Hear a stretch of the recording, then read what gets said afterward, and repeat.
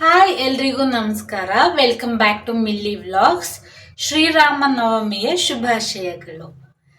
ಇವತ್ತು ನಾನು ಹಬ್ಬದ ಸ್ಪೆಷಲ್ ಏನು ಮಾಡ್ತಿದ್ದೀನಿ ಅಂದರೆ ಗೊಜ್ಜು ಅವಲಕ್ಕಿ ಮಾಡ್ತಾ ಇದ್ದೀನಿ. ಇದು ನಮ್ಮ ಮನೇಲಿ ನಮ್ಮ ಅಕ್ಕ ಮಾಡ್ತಿದ್ಲು, ನಾನು ಫಸ್ಟ್ ಟೈಮ್ ಮಾಡ್ತಿರೋದು. ಶ್ರೀರಾಮ ನವಮಿಗೆ ಪ್ರಸಾದ ಥರ ಇದನ್ನು ಮಾಡ್ತಾರಲ್ವ, ಸೊ ಅದಕ್ಕೆ ನಾನಿವತ್ತು ಗೊಜ್ಜು ಅವಲಕ್ಕಿ ಮಾಡ್ತಿದ್ದೀನಿ. ಇದಕ್ಕೆ ಏನೇನು ಇಂಗ್ರೀಡಿಯೆಂಟ್ಸ್ ಬೇಕು ತೋರಿಸ್ತೀನಿ ಇವಾಗ. ಬೇಕಾಗಿರೋ ಇಂಗ್ರೀಡಿಯೆಂಟ್ಸು ಹುಣಸೆಹಣ್ಣನ್ನ ನೆನೆಸಿಟ್ಟಿರೋದು, ಮತ್ತು ಕಡಲೆಬೇಳೆ, ಉದ್ದಿನಬೇಳೆ ಒಗ್ಗರಣೆಗೆ, ಸಾಂಬಾರ್ ಪೌಡರು, ಕಡಲೆ ಬೀಜ, ಕೊಬ್ಬರಿ, ಒಣಮೆಣಸಿನ್ಕಾಯಿ, ಕರಿಬೇವು, ಕೊತ್ತಂಬರಿ ಮತ್ತು ಅವಲಕ್ಕಿ. ಇವಾಗ ಫಸ್ಟ್ ಏನು ಮಾಡಬೇಕಂದ್ರೆ ಅವಲಕ್ಕಿನ ಪುಡಿ ಮಾಡ್ಕೊಬೇಕು, ಪೌಡರ್ ಮಾಡ್ಕೋಬೇಕು. ಸೊ ಇವಾಗ ಫಸ್ಟು ಅವಲಕ್ಕಿನ ಪೌಡರ್ ಮಾಡ್ಕೊಳ್ಳೋಣ. ಇಷ್ಟು ಇಂಗ್ರೀಡಿಯೆಂಟ್ಸು ಬೇಕು ಗೊಜ್ಜು ಅವಲಕ್ಕಿ ಮಾಡೋದಕ್ಕೆ. ಇವಾಗ ಅವಲಕ್ಕಿನ ಪುಡಿ ಮಾಡ್ಕೊಂಡಾಯ್ತು. ಈ ಥರ ಪುಡಿ ಆಗಬೇಕು ಅವಲಕ್ಕಿ. ಇವಾಗ ಒಂದು ಬಾಣಲಿ ಇಟ್ಕೊಂಡು ಬಿಸಿ ಆದಮೇಲೆ ಎಣ್ಣೆ ಸ್ವಲ್ಪ ಜಾಸ್ತಿ ಇರಬೇಕು ಗೊಜ್ಜು ಅವಲಕ್ಕಿಗೆ. ಇವಾಗ ಎಣ್ಣೆ ಬಿಸಿ ಆದಮೇಲೆ ಸಾಸಿವೆ,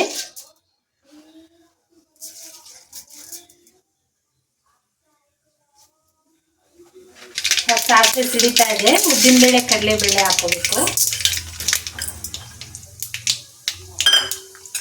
ಹಾಗೆ ಕಡಲೆ ಬೀಜ ಮಿಕ್ಸ್ ಮಾಡ್ಕೋಬೇಕು.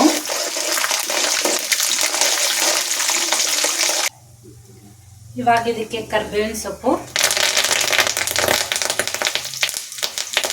ಒಣಮೆಣಸಿನ್ಕಾಯಿ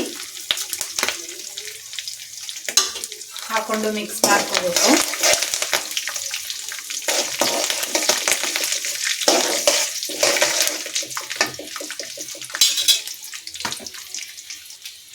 ಸ್ವಲ್ಪ ಇಂಗು,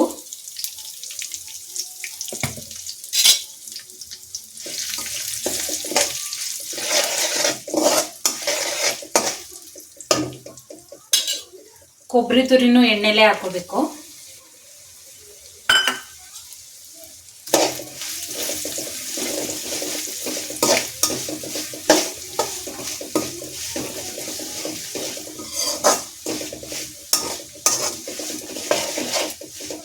ಚೆನ್ನಾಗಿ ಮಿಕ್ಸ್ ಮಾಡಿ ಇದನ್ನ ಕ್ಲೀನಾಗಿ ಫ್ರೈ ಮಾಡ್ಕೋಬೇಕು.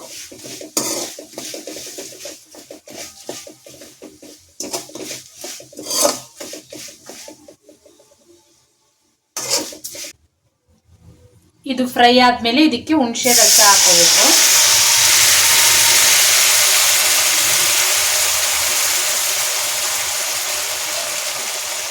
ಕ್ಲೀನಾಗಿ ಹುಣಸೆನೆಲ್ಲ ಹಿಂಡ್ಕೊಂಡು ರಸ ಅದಕ್ಕೆ ಹಾಕೋಬೇಕು.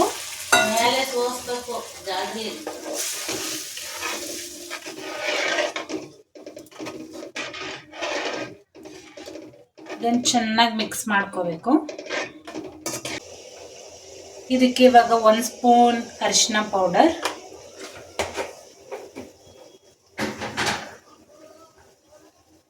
ಮತ್ತೆ ಸಾಂಬಾರ್ ಪೌಡರ್ನ ಹಾಕೊಂಡು ಮಿಕ್ಸ್ ಮಾಡ್ಕೋಬೇಕು.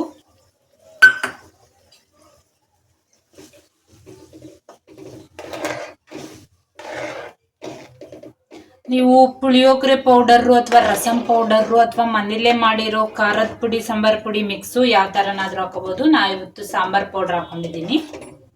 ಪುಳಿಯೋಗರೆ ಪೌಡರ್ ಹಾಕೊಂಡ್ರೆ ಚೆನ್ನಾಗಿರುತ್ತೆ.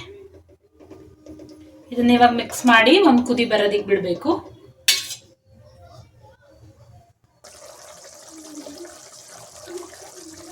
ಇವಾಗ ಇದು ಕುದಿ ಬರ್ತಾ ಇದೆ. ಇದಕ್ಕೆ ಉಪ್ಪನ್ನ ನೋಡಿ ಹಾಕೋಬೇಕು, ಎಷ್ಟು ಬೇಕಷ್ಟು.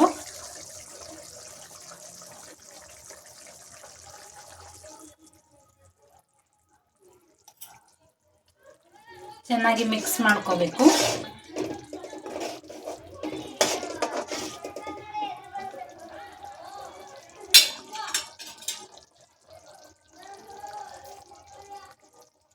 ಸೊ ಇವಾಗ ಪೌಡರ್ ಮಾಡಿಟ್ಕೊಂಡಿದ್ದಂಥ ಅವಲಕ್ಕಿ ಪುಡಿನ ಹಾಕಿ ಮಿಕ್ಸ್ ಮಾಡ್ಕೋಬೇಕು ಚೆನ್ನಾಗಿ.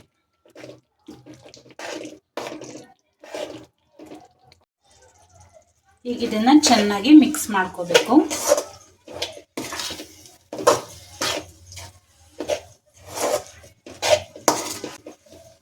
ಕ್ಲೀನಾಗಿ ಮಿಕ್ಸ್ ಆಗಬೇಕಿದ್ದು.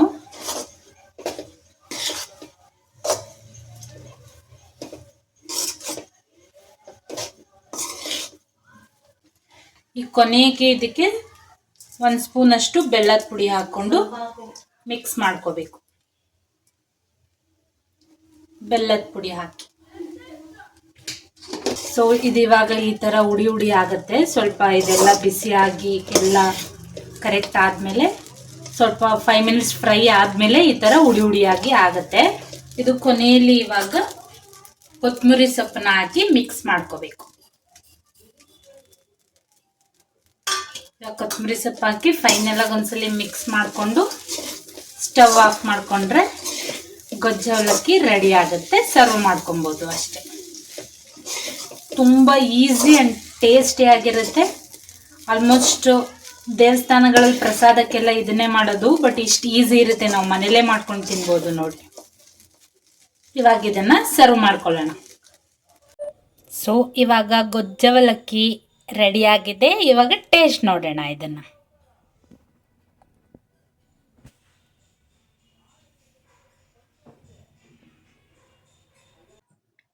ನೋಡಿದ್ರಲ್ವಾ ಎಷ್ಟು ಬೇಗ ಸಿಂಪಲ್ ಆಗಿ ಗೊಜ್ಜು ಅವಲಕ್ಕಿ ಮಾಡಿದ್ವಿ. ಸೊ ಇವಾಗ ಅದನ್ನ ಟೇಸ್ಟ್ ಮಾಡೋಣ. ನೋಡೋದಕ್ಕೇನೆ ತುಂಬ ಚೆನ್ನಾಗಿ ಕಾಣಿಸ್ತಾ ಇದೆ. ಟೇಸ್ಟ್ ಮಾಡಿ ನೋಡಿ ಹೇಳ್ತೀನಿ ಹೇಗಿದೆ ಅಂತ.